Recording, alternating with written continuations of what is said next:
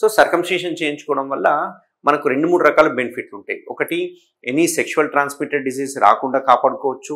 Cleaning చాలా important, cleaning మంచిగా ఉంటుంది.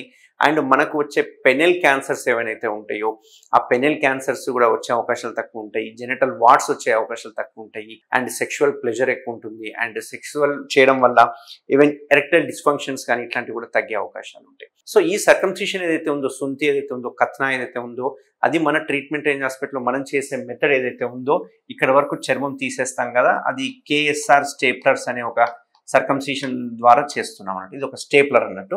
ఈ స్టేప్లర్ అడ్వాంటేజ్ ఏమవుతుందంటే ఆ స్టేప్లరే ఎంత చర్మం తీయాలి అనేది డిసైడ్ చేస్తారు. సో అంతే చర్మాన్ని మనం తీయడం జరుగుతుంది అన్నట్టు. సో ఆ చర్మం తీయడం వల్ల ఇమ్మీడియట్ గా ఈ పిన్స్ అనేవి ఈ ఏరియాలో పడతాయి అన్నట్టు. సో అంగం యొక్క వెనకాల భాగంలో పిన్స్ పడతాయి. ఈ పిన్స్ ఏవైతే ఉన్నాయో 10 to 12 daysలో ఆటోమేటిక్గా పడిపోతాయి. అంతేకాకుండా ఎటువంటి అంగస్తమన కాకుండా కనుక చూసుకుంటే ఈ 10 to 12 days అసలు పెయిన్ ఉండదు, బ్లీడింగ్ ఉండదు, ఎటువంటి వాపు ఉండదు. వాళ్ళ ఆఫీస్కి వెళ్ళిపోవచ్చు. ఎటువంటి బెడ్ రెస్ట్ అవసరం లేదు, ఎటువంటి పథ్యం అవసరం లేదు. ఇది just 5 minutes surgery, with in ½ an hour discharge చేయడం జరుగుతుంది.